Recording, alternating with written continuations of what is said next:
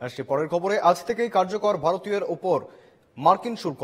মার্কিন president Donald ট্রাম্পের ঘোষণা মতো আজ থেকেই আমেরিকায় ভারতীয় পণ্যে 50% শুল্ক চাপানো হচ্ছে। মঙ্গলবার এই নিয়ে বিজ্ঞপ্তি জারি করেছে হোয়াইট হাউস এবং সেই বিজ্ঞপ্তিতে বলা হয়েছে ভারতীয় সময় আজ সকাল থেকে আমেরিকায় রপ্তানিকৃত ভারতীয় পণ্যে 50% শুল্ক নেওয়া হবে।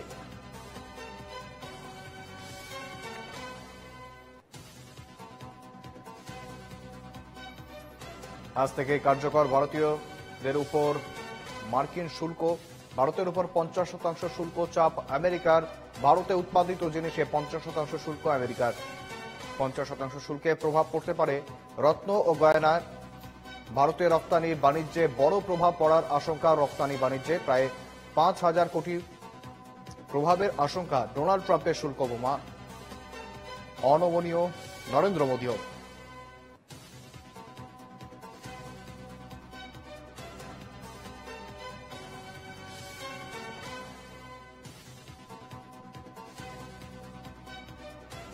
সঙ্গে রয়েছেন অর্থনীতিবিদ অনির্বাণ দত্ত। অনির্বাণ বাবু, এনকেটিভি বাংলার পর্দায় আপনাকে স্বাগত। কার্যত ডোনাল্ড ট্রাম্প যেমনটা ঘোষণা করেছিলেন 25% ট্যারিফ এবং 25% পেনাল্টি, সব মিলিয়ে মোট 50% আজ সকাল 9:31 থেকেই কার্যকর হতে চলেছে। স্বাভাবিকভাবে ভারতের কোন কোন বিশেষ সেক্টর যেগুলি রপ্তানি করা হয় আমেরিকায়, কোন কোন বিশেষ সেক্টর এবার ক্ষতি হবে? আজকে তো গণেশ চতুর্থী, সারা ভারতবর্ষ জুড়ে আজকে যারা ব্যবসা বাণিজ্যের সঙ্গে যুক্ত থাকেন তারা গণেশের আরাধনা করছেন। তো ভারতবর্ষের বাণিজ্য মন্ত্রকও গণেশের আরাধনা করছে আজকে, কারণ ট্রাম্পের হুঁশিয়ারিটাকে উপেক্ষা করে কিভাবে ভারতবর্ষের অর্থনীতিকে আগামী দিনে আরো ত্বরান্বিত করা যায় তার জন্য বিভিন্ন দেশের সঙ্গে বাণিজ্যের বহর কিভাবে বাড়ানো যায়, অল্টারনেটিভ রপ্তানির বাজার কিভাবে বাড়ানো যায় তার জন্য সরকার চেষ্টা করছে।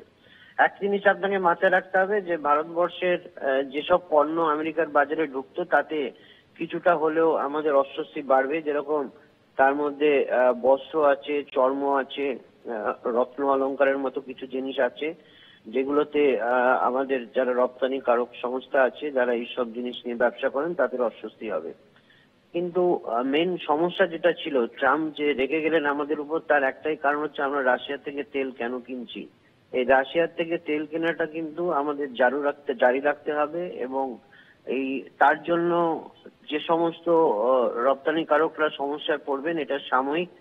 ভারতবর্ষের বাণিজ্য মন্ত্রক অলরেডি বিভিন্ন নতুন নতুন দেশের সঙ্গে কথা বলছেন যেখানে আমাদের বাণিজ্যের বহরটা বাড়বে। এই অস্বস্তিটা সাময়িক, আমি বারবার করে বলছি এটা সাময়িক, এটাকে নিয়ে অত ভাবতে চলবে না। ভারতবর্ষ অনেক বড় অর্থনীতির দেশ এবং আগামী দিনে আমরা হয়তো দেখবো সেখানে ট্রাম্পের সঙ্গে আমাদের হয়তো নতুন করে ডিপ্লোমেসি চালু হবে, নতুন করে নেগোসিয়েশন হবে এবং সেই 50%টা কমেও যেতে পারে আগামী দিনে এবং তাতে ভারতবর্ষের অর্থনীতি একটু ক্ষণস্থায়ী সমস্যার মধ্যে পড়বে আগামী দিনে, কিন্তু লং রানে ভারতবর্ষের অর্থনীতিতে কোনো এফেক্ট পড়বে না। একেবারে ধন্যবাদ অনির্বাণ বাবু।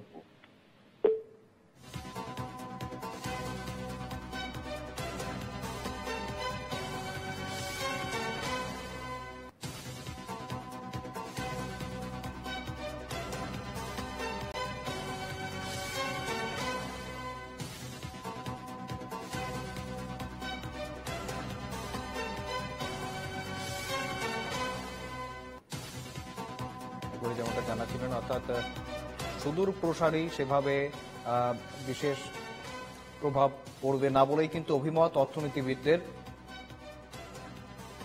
তবে সাময়িকভাবে কিছুটা ক্ষতির সম্মুখীন হলেও রপ্তানিকৃত যারা রপ্তানিকারক রয়েছেন তারা সাময়িকভাবে বেশ কিছুটা ক্ষতির সম্মুখীন হলেও কিন্তু রীতিমতো সুদূর প্রসারী বিশেষ কোনো প্রভাব ভারতের অর্থনীতিতে পড়বে না।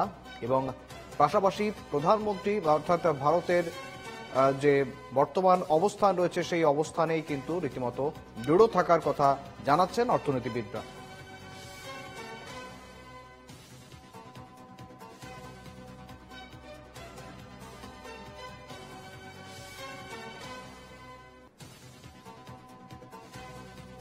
যেমনটা জানাচ্ছিলাম, আজ সকাল 9:31 থেকেই রীতিমতো আমেরিকার চাপানো 50% শুল্ক কার্যকর হচ্ছে ভারতের উপর। স্বাভাবিকভাবেই রপ্তানি বাজারে রপ্তানিকারকদের উপর বিশেষ প্রভাব পড়বে বলে অনুমান করা হচ্ছে। আমরা যোগাযোগ করেছি, সঙ্গে রয়েছেন অর্থনীতিবিদ আন্তর্জাতিক সম্পর্ক বিশেষজ্ঞ সম্পূর্ণা গোস্বামী। সম্পূর্ণা দেবী, এনকেটিভি বাংলার পর্দায় আপনাকে স্বাগত। কার্যত একদিকে যেমন শুল্ক বোঝা চাপলো, আজকে থেকেই কার্যকর হলো, তার পাশাপাশি ট্রাম্পের আরো একটি বক্তব্য আজকে সামনে আসলো, সেখানেও কিন্তু তিনি রীতিমতো এমনটাই দাবি করছেন বাণিজ্য পাশাপাশি শুল্ক চাপ দিয়ে তিনি সিজ ফায়ারটা করিয়েছিলেন, এবং তার মধ্যে এই আবহে যথেষ্ট গুরুত্বপূর্ণ তিনি বরাবরই যদিও দাবি করে এসছেন, কোথাও গিয়ে আন্তর্জাতিক ক্ষেত্রে ভারত এবং আমেরিকার দূরত্ব কি বাড়ছে তাহলে?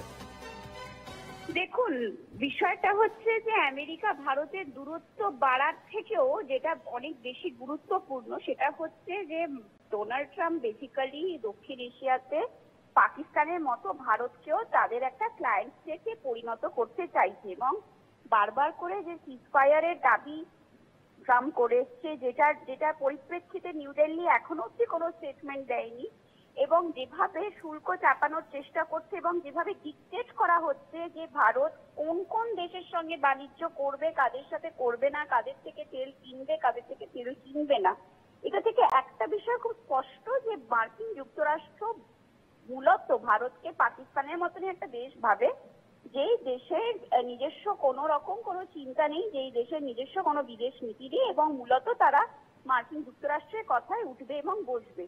কিন্তু আমরা একটা জিনিস এবং এই যে ট্যারিফটা ইম্পোজ করা হয়েছে 50%, এই ট্যারিফটার পেছনেও কারণ একটাই যে ভারতকে অনেক বেশি চাপ দিয়ে রাশিয়া থেকে তাদের যে রাশিয়ার সঙ্গে ভারতের যে বহুদিনের যে সম্পর্ক, যেটা ঠান্ডা লড়াইয়ের সময় তৈরি হয়েছিল 71 সালে, সেই সম্পর্কে চির ধরানো। কিন্তু মার্কিন যুক্তরাষ্ট্র দুটো বিষয় ভুলে যাচ্ছে। প্রথমত হচ্ছে ভারত এমন একটি রাষ্ট্র যারা কিন্তু ঠান্ডা যুদ্ধের সময় থেকেই তাদের নিজস্ব বিদেশ নীতি, যেটা নন অ্যালাইনমেন্ট মুভমেন্ট ছিল, সেটাকে ফলো করে এসছে, এবং আমরা যদি এই মুহূর্তে নরেন্দ্র মোদীর যদি বিদেশ নীতি দেখি তাহলে দেখবো সেটা মাল্টি অ্যালাইনমেন্ট। তো কোনোভাবেই কিন্তু ভারত মার্কিন যুক্তরাষ্ট্রের কথায় তাদের নীতি পরিবর্তন করবে না, এটা এক নম্বর।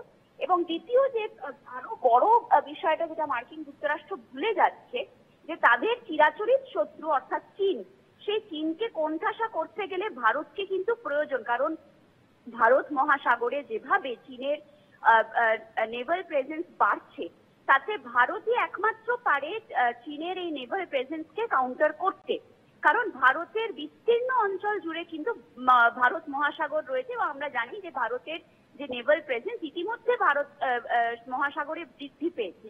কাজে এই দুটো বিষয় যদি মার্কিন যুক্তরাষ্ট্র ভুলে যায়, তাহলে মার্কিন যুক্তরাষ্ট্রের আগামী দিনে কিন্তু দক্ষিণ এশিয়াতে কোন রকম কোন নীতি নেওয়াটা কিন্তু অনেক বেশি কঠিন হয়ে যাবে। এবং যেভাবে আমরা দেখছি যে রাশিয়া, চায়না এবং ভারতের মধ্যে কোথাও গিয়ে একটা সম্পর্ক তৈরি হচ্ছে, আমরা ব্রিক্সে দেখেছি তারা 3টে দেশ একসঙ্গে আছে, সাংঘাই কোঅপারেশন অর্গানাইজেশনে আছে। যত বেশি করে মার্কিন যুক্তরাষ্ট্র ভারতের ওপর চাপ বাড়াবে, আমার মনে হয় যে ভারতের থেকেও বেশি ক্ষতি কিন্তু মার্কিন যুক্তরাষ্ট্রেরই হবে। একেবারে ধন্যবাদ সম্পূর্ণা দেবী।